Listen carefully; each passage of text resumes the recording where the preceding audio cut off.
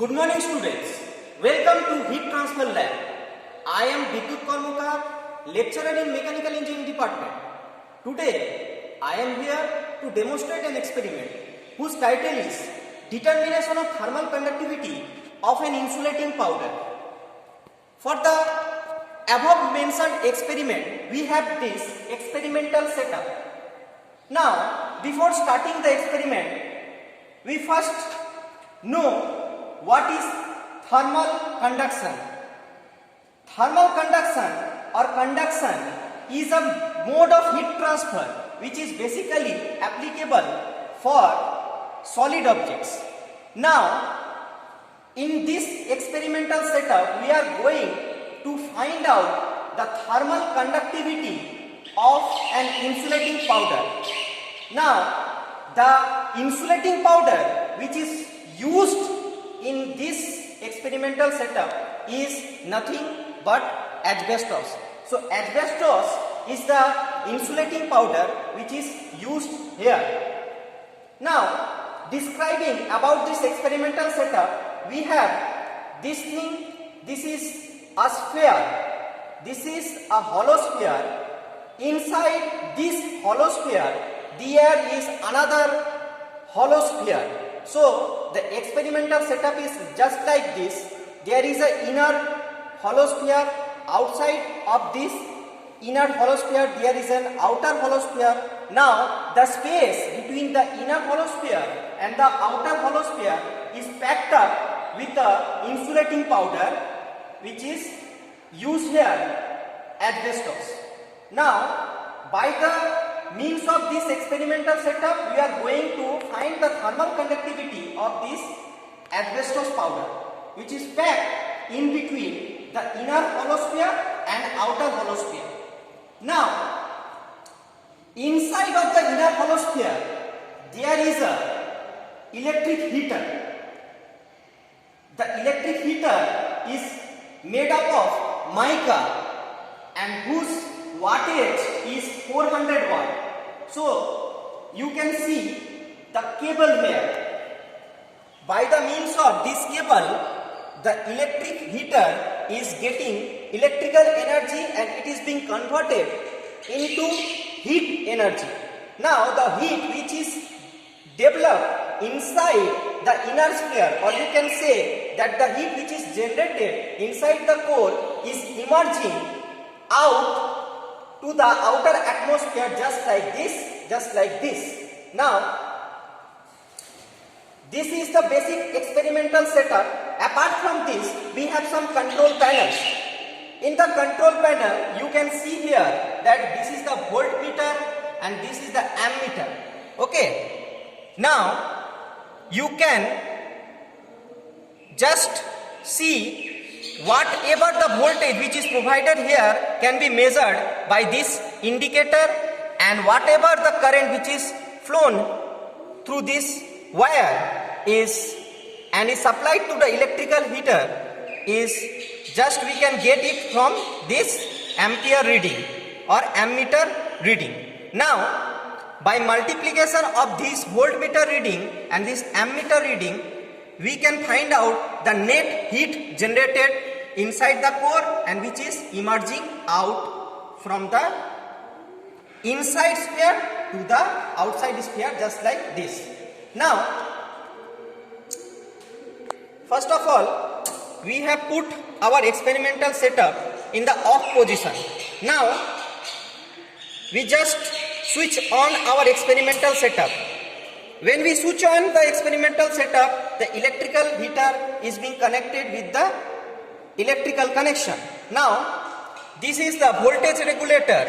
By the means of this voltage regulator, we can just supply the desirable voltage which we want to provide to the electrical heater. Now, you can see I am just controlling the knob and there is a deflection in the voltmeter. Now I am setting my electrical heater to a voltage, suppose, which is equal to 150 volt. So the voltmeter is showing 150 volt. That means the electrical heater inside the core is getting 150 volt from the main supply. And with respect to this voltmeter reading, we have ammeter reading. Now you can see here that the ammeter is showing near about 0.55 ampere. So by the multiplication of this 150 volt with this 0.55 ampere, we can get the total heat which is generated inside the core. Now describing something in extra about this apparatus. Inside the core there is an electrical heater which is placed inside the inner sphere, and on the inner sphere at equal distance, or we can say equidistance, there is the placement of 4 thermocouples, that is whose reading can be shown by the means of this display unit. And suppose I want to get the reading of first thermocouple, so we have to place the knob at T1, okay, at one position. So here it is displaying 55 degrees centigrade. That means the temperature of the first thermocouple is 55 degrees centigrade. Now we want to just find out the temperature of second thermocouple, that is T2, and we are getting 45. In the same way, we can find the temperature up to T3 and T4. Now, whatever the value of T1, T2, T3 and T4, we first add T1, T2, T3 and T4, and the whole thing is multiplied by 4, which gives a result which is nothing but the temperature of the inner sphere, mean temperature of the inner sphere.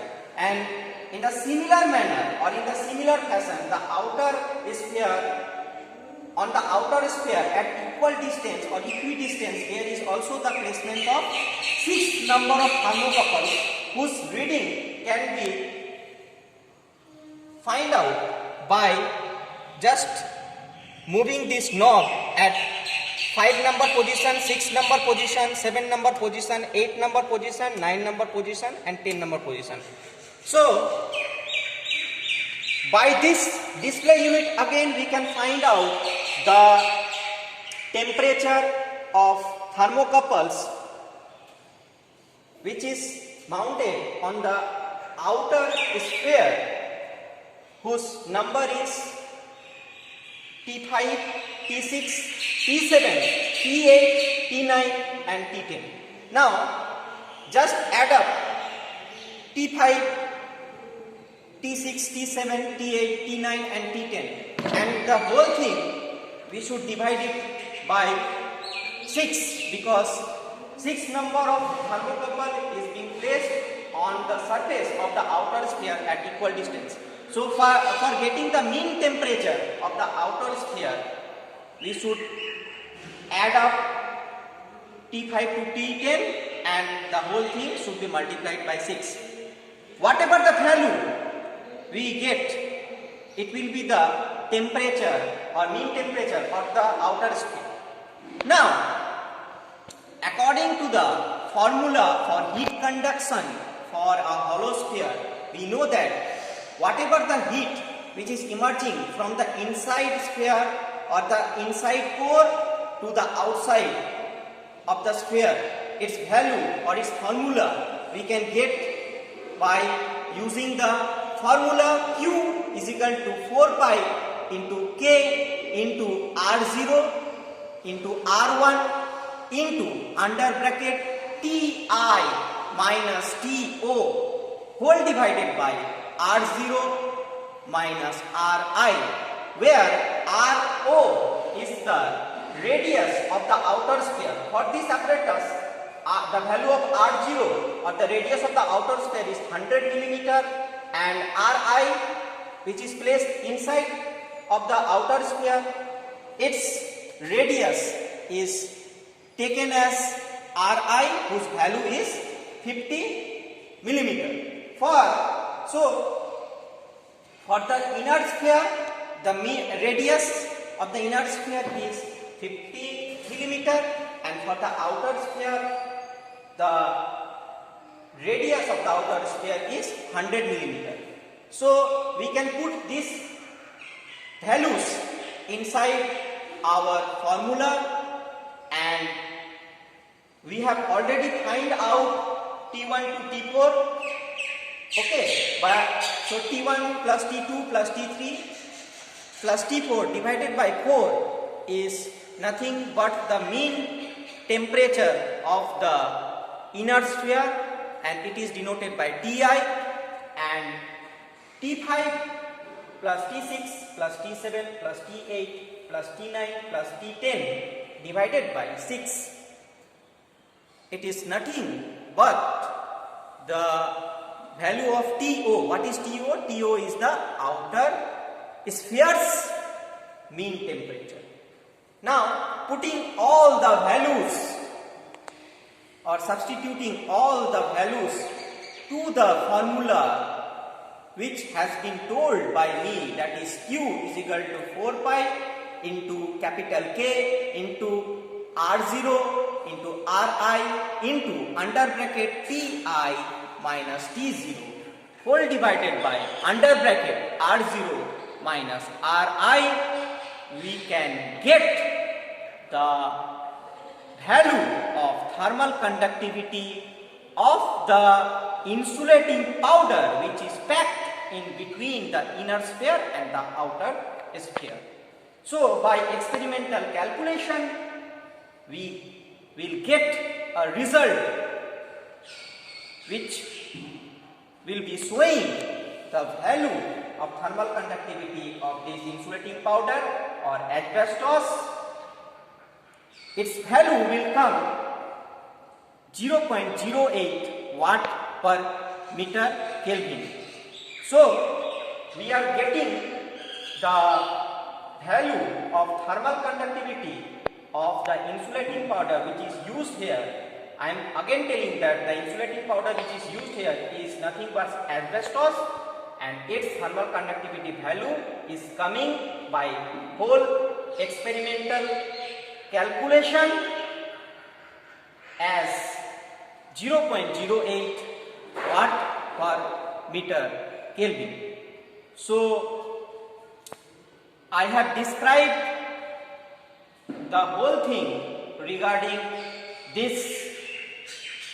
I have described the whole thing regarding this experimental setup, whatever the devices which is placed inside this thing, about the whole thing which is placed inside this sphere which is red in color.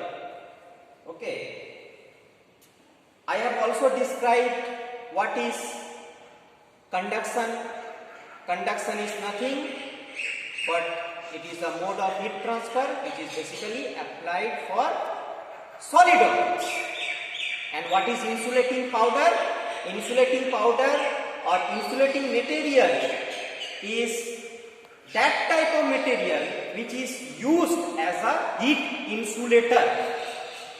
So hope you have understood the whole thing. Thank you from my side.